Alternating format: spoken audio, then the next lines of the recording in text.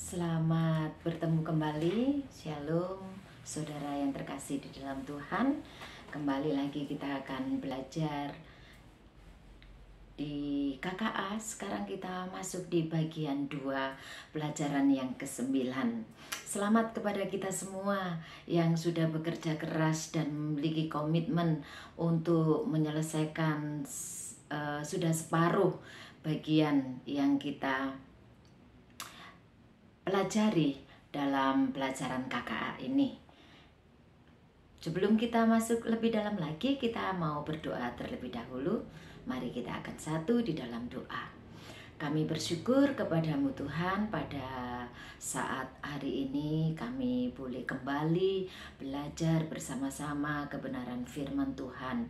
Jadikan kami setiap hari semakin bertambah dan bertumbuh di dalam Kristus Yesus, sehingga kehidupan kami boleh berdampak bagi keluarga, bagi lingkungan kami di sekitar kami. Terima kasih Tuhan, kami menyerahkan pembelajaran kami pada saat hari ini ke dalam tangan kuasa-Mu, di dalam nama Yesus. Haleluya, amin.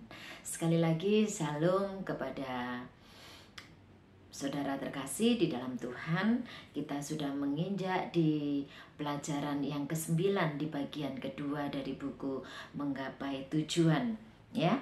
Di dalam 1 Korintus pasalnya yang ke-16 ayatnya yang ke-13 berbunyi demikian. Berjaga-jagalah, berdirilah dengan teguh dalam iman, bersikaplah sebagai laki-laki dan tetap kuat, ya. Amin. Puji nama Tuhan. Firman Tuhan yang memberikan kekuatan kepada kita untuk kita terus tetap berdiri di dalam Tuhan. Ada pengalaman yang mengubahkan, ya. Ini contoh dari orang tua yang memang memiliki komitmen atau seharusnya mengasihi dan merawat anak-anaknya, ya, mengawasi, memenuhi kebutuhan mereka, menjaga mereka dengan penuh kasih sayang, menjaga mereka juga dari setiap tekanan-tekanan dari luar. Misalkan saja pergaulan bebas, ya, supaya anak-anak kita, orang tua jangan sampai anak-anaknya terlibat dalam pergaulan seperti ini. Namun, ya, di balik kasih sayang yang kuat itu, orang tua juga mendisiplin, memberikan disiplin yang kuat kepada anak-anaknya sampai anak-anak itu menjadi dewasa. Kasih orang tua kepada mereka belum berakhir. Komitmen mereka untuk mengasihi dan menjaga anak-anak belum berakhir, ya. Menjadi orang tua itu memang memerlukan pengorbanan. Ibu yang bekerja sambil mengurus anak-anak, mengurus rumah tangga. Demikian juga dengan ayah yang bekerja mungkin sampai sore, sampai malam, bahkan pagi-pagi harus berangkat kerja lagi. Semua adalah untuk memenuhi kebutuhan anak-anaknya. Ini adalah sebuah pengorbanan dari orang tua kepada anak-anaknya, ya. Karena cinta, kadang-kadang orang tua itu banyak sekali mengambil resiko, dan ini dinamakan cinta sejati. Demikian juga dengan Allah. Allah juga telah membuat komitmen yang sama. Ia rela mengorbankan anaknya yang tunggal itu untuk menyelamatkan saya dan saudara, untuk menyelamatkan orang-orang percaya. Oleh karena itu, Allah memanggil kita untuk membuat komitmen. Bukan hanya 1 bulan, 1 tahun, 2 tahun, 10 tahun. Namun komitmen itu seumur hidup. Ya, saat kita mengambil komitmen itu, ya, ini adalah dinamakan pengorbanan. Mengapa demikian? Ya, ini adalah pengorbanan. Dan ini semua tentunya agar bisa memberkati keluarga kita, jemaat, dan masyarakat di sekeliling kita. Terus apa sih artinya komitmen itu? Bagaimana juga apakah kita bisa matang bertumbuh secara rohani? Nah, kita akan belajar di pelajaran yang ke-9, 10, dan selanjutnya. Ya, dalam pelajaran 9 ini ada judulnya yaitu sumber kehidupan. Dan kita melihat di dalam 2 Timotius pasalnya yang ketiga ayat 14 sampai 17. Namun sebelumnya kita ada pertanyaan buat saya dan saudara. Siapa sih teladan dalam hidup kita sampai hari ini? Ya, Bapak Ibu, saudara bisa menjawabnya. Pertanyaan berikutnya, mengapa harus dia? Mengapa harus orang ini? Mengapa harus pribadi ini yang menjadi teladan? Tentunya kita semua tahu jawabannya. Dalam surat Paulus yang kedua kepada Timotius di Efesus memberikan atau mengingatkan betapa pentingnya kitab suci itu, yaitu untuk pertumbuhan rohani, dan tentunya sangat bermanfaat untuk segala hal yang ia lakukan untuk memenuhi keperluan orang-orang percaya yang ada di Efesus pada waktu itu. Ya. Nabi Yesaya juga berbicara atas nama Tuhan kepada bangsa Yehuda. Nabi Yesaya ini hidup 700 sebelum Masehi. Itu berarti bahwa 700 tahun sebelum Yesus lahir. Memang keadaannya sangat-sangat tidak baik. Banyak pemberontakan. Ini adalah zaman yang sukar bagi bangsa Yehuda. Namun di tengah kesukaran dan penderitaan, tentunya kita tetap tidak boleh melalaikan ketaatan kita kepada Tuhan. Kita harus tetap taat kepada Tuhan dalam situasi dan kondisi apapun. Namun bangsa Yehuda tidak demikian. Bangsa Yehuda memberontak. Bangsa Yehuda tidak taat kepada Tuhan Allah melalui Nabi Yesaya ini. Mereka tidak taat kepada Allah, dan akibatnya Allah mengalahkan bangsa Yehuda ini melalui bangsa Asyur. Allah membiarkan bangsa Asyur mengalahkan bangsa Yehuda. Di dalam kitab Roma, jadi nanti kita akan belajar tentang 3 surat ya. Di Roma, penulisnya itu adalah Rasul Paulus untuk jemaat yang ada di Roma, mengingatkan betapa besar berkat-berkat Allah yang sudah diberikan kepada orang-orang percaya, kepada jemaat di Roma. Untuk itulah Rasul Paulus mengingatkan kepada semua orang percaya untuk memberikan ucapan syukur kepada Allah atas setiap berkat-berkat yang sudah mereka terima. Rasul Paulus juga mengatakan bahwa hidup baru di dalam Kristus Yesus seharusnya berbeda, harus berbeda dari cara hidup orang-orang yang tidak percaya. Perubahan perilaku harus dimulai dengan cara berpikir yang baru, yaitu berpikir seperti Kristus. Nah, kita akan masuk di bagian pelajaran yang ke-9. Kita akan membaca di dalam 2 Timotius pasalnya yang ketiga ayat 14 sampai 17. Silakan membaca. Oke. Perkataan atau nasihat apa yang diberikan oleh bagian firman Tuhan ini? Ya, nasihat apa? Oke, nasihat supaya tetap berpegang teguh, tetap berdiri kokoh ya, tetap tinggal pada kebenaran firman Tuhan. Apapun yang terjadi dalam situasi yang sulit ataupun mudah, dalam kondisi apapun, kita diberikan nasihat dari 2 Timotius pasal 14 sampai 17 ini, dari pasal 3 ini ya.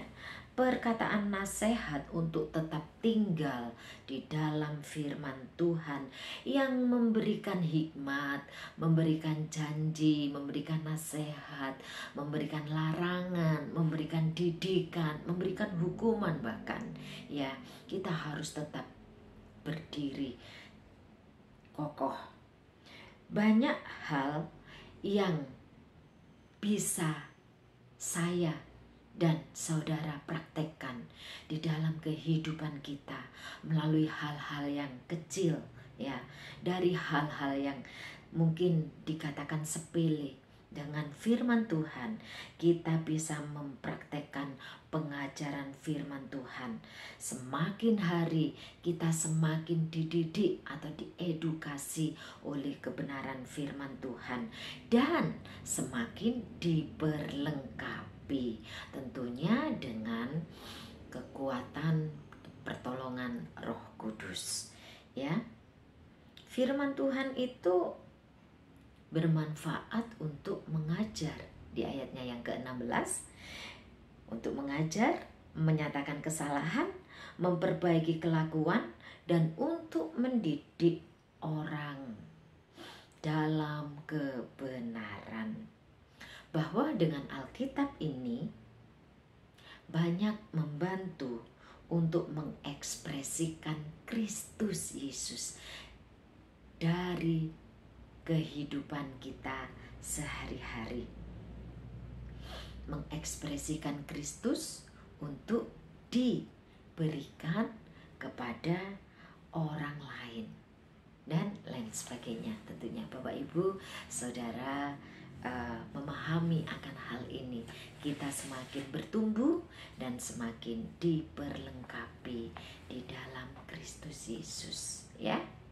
Di dalam Yesaya pasalnya yang ke-55 ayat 8 sampai 13, bahwa rancangan dan jalan Allah itu tidak sama dengan manusia biasa. Manusia biasa seperti saya dan saudara ini pengennya sih yang enak-enak saja, yang mulus, yang jalannya lancar-lancar saja ya. Namun dikatakan bahwa rancangan dan jalan Allah itu berbeda dari rancangan manusia biasa. Tetapi hati dan pikiran manusia itu bisa dibaharui dan diubah dengan mencari Dia, sehingga rancangan yang indah itu akan dinyatakan kepada setiap kita yang mau berubah, mau dibaharui hati dan pikiran kita oleh Kristus Yesus. Di dalam ayatnya yang ke-11, apa hasil dari perkataan Allah? Ayatnya yang ke-11 dari Yesaya 55 ya. Ayatnya yang ke-11, apa yang hasil dari perkataan Allah itu? Tentunya adalah selalu keberhasilan ya. Berhasil. Allah, apa yang keluar dari mulut Allah tidak pernah kembali dengan sia-sia. Selalu apa yang difirmankan itu akan berhasil, tidak pernah gagal. Amin. Haleluya. Kita memiliki Allah yang luar biasa.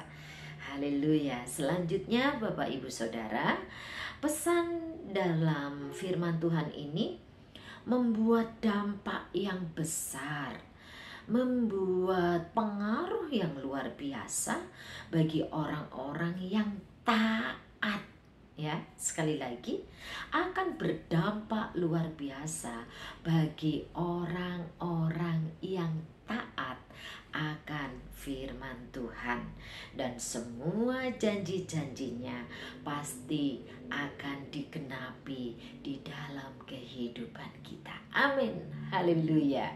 Kita mau menjadi orang yang taat agar janji Tuhan itu digenapi di dalam hidup kita. Haleluya. Masuk di dalam surat Roma pasalnya yang ke-12 ayatnya yang kedua. Siapa teladan yang paling populer saat ini bagi saudara-saudara? Siapa? Kalau saya sih tetap ya yang tahun dahulu, masa yang lampau, nama ini sangat populer. Dan saat ini sekalipun ditekan, sekalipun ditindas, nama ini nama yang berkuasa, nama yang luar biasa, nama yang penuh dengan urapan. Dia yang menjadi teladan bagi hidup saya. Saya juga rindu kita semua memiliki teladan yang sama, yaitu Kristus Yesus. Bagaimana supaya kita memperoleh cara berpikir yang baru? Bagaimana supaya kita memperoleh cara berpikir seperti Kristus? Tidak lain dan tidak bukan, waktu pribadi dengan Allah itu adalah hal yang sangat penting dalam kehidupan orang percaya. Karena itu adalah nafas kita. Hubungan dengan Allah itu yang membuat kita memiliki cara berpikir yang baru, cara berpikir seperti Kristus, yaitu dengan kebenaran firman Tuhan. Di dalam Amsal pasalnya yang ketiga ayatnya yang kelima dikatakan bahwa percayalah kepada Tuhan dengan segenap hatimu dan jangan bersandar pada pengertianmu sendiri. Pada saat kita lahir baru, yang dibaharui Tuhan itu hanyalah roh kita. Sedangkan jiwa kita itu harus diperbaharui dengan cara berpikir kita. Jadi cara berpikir kita harus mau tidak mau harus sama seperti pikiran Kristus. Cara Kristus berpikir ya harus, karena kita adalah manusia-manusia baru yang dibaharui roh kita oleh Tuhan. Namun jiwa kita yang akan mengusahakan, yaitu dengan cara berpikir seperti Kristus dan mengisi pikiran kita, cara-cara berpikir kita dengan kebenaran firman Tuhan. Firman Tuhan itu akan memperbaharui pikiran untuk bisa hidup dan berjalan sebagai manusia baru. Ya, sebagai manusia baru. Apa sih manfaat dari cara berpikir yang baru itu? Tentunya banyak sekali manfaatnya, ya. Banyak sekali manfaatnya. Bisa memperoleh ide-ide baru, bisa sikap kita juga sikap yang baru, cara hidup yang lama sudah ditinggalkan sesuai dengan firman Tuhan, atau melepaskan sikap-sikap lama kita, ya, sikap-sikap lama kita secara perlahan namun pasti itu akan menghasilkan perubahan yang nyata di dalam kehidupan kita. Berpindah dari manusia lama kita menjadi manusia yang baru. sehingga kita bisa membuktikan kepada diri kita sendiri, tidak perlu kepada orang lain. Kita bisa membuktikan kepada diri kita sendiri betapa baiknya, berkenannya, dan sempurnanya kehendak Allah itu di dalam diri kita. Amin, amin, haleluya. Allah yang kita sembah adalah Allah yang sungguh sangat baik. Rancangannya adalah rancangan yang sempurna. Penyertaannya, pemeliharaannya, perlindungannya, berkat-berkatnya, semuanya sempurna atas kehidupan kita bagi mereka yang mengasihi Dia, yang taat dan melakukan kebenaran firman Tuhan. Selalu memperbaharui pikiran yang selaras dengan pikiran Kristus. Dengan membaca firman Tuhan secara konsisten dan mempraktekkannya, kapan itu? Setiap hari tentunya ya. Jadi kita harus punya komitmen membaca firman Tuhan itu secara konsisten dan mempraktekannya tidak setengah-setengah, namun sepenuhnya, semuanya. Memang tidak mudah, tetapi firman Tuhan mengatakan bahwa kita hidup dalam proses dan kita akan menuju kepada pertumbuhan rohani yang nyata, yang akan menghasilkan buah-buah dan yang akan dinikmati oleh diri kita, oleh orang lain juga. Tentunya yang lebih besar oleh orang-orang yang ada di sekitar kita. Haleluya. Puji nama Tuhan. Kita sudah menyelesaikan di pelajaran yang ke-9 ini. Mari kita akan berdoa bersama-sama, menyerahkan setiap komitmen kita yang baru kepada Tuhan untuk kita memiliki cara berpikir yang baru, yaitu cara berpikir seperti Kristus, karena Kristus adalah sumber kehidupan kita dan kita mau hidup bagi Yesus untuk hari ini, esok, dan sampai selama-lamanya. Mari kita berdoa. Bapa kami yang ada di dalam surga, ajar kepada kami untuk senantiasa mengetahui apa yang harus kami ubah di dalam kehidupan kami. Kiranya Roh Kudus terus akan mengajar, menegur, mendidik kepada setiap kami, untuk kami boleh tahu apa yang menjadi kelemahan di dalam diri kami, sehingga kami boleh terus bertumbuh di dalam Kristus. Kami tidak menjadi batu sandungan bagi orang-orang percaya, namun kami boleh menjadi berkat, boleh menjadi teladan, boleh menjadi contoh bagi orang-orang yang ada di sekitar kami. Roh Kudus kiranya akan menolong, membantu setiap kita yang mau mengubah setiap komitmen yang ada untuk memiliki cara hidup yang baru, manusia baru di dalam Kristus Yesus, sehingga kehidupan kami boleh berdampak luar biasa bagi orang-orang lain.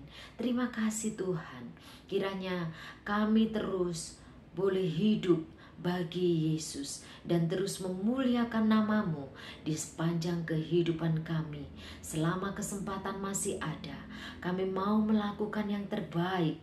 Kami mau melakukan seperti apa yang Tuhan mau di dalam kehidupan kami. Terima kasih Tuhan, kami menyerahkan seluruh kehidupan kami, seluruh kehidupan jemaat Tuhan, seluruh orang-orang percaya ke dalam tangan kuasa-Mu. Kami percaya bahwa Tuhan terus memperlengkapi kami dengan kuasa-Mu, memperlengkapi kami dengan firman Tuhan untuk perbuatan baik. Terima kasih di dalam nama Yesus. Haleluya. Amin. Sekali lagi, shalom, selamat memiliki komitmen yang baru di dalam Tuhan dan terus kerja, belajar lebih keras lagi untuk menjadi pribadi-pribadi yang dikehendaki oleh Tuhan. Terima kasih, Tuhan Yesus memberkati.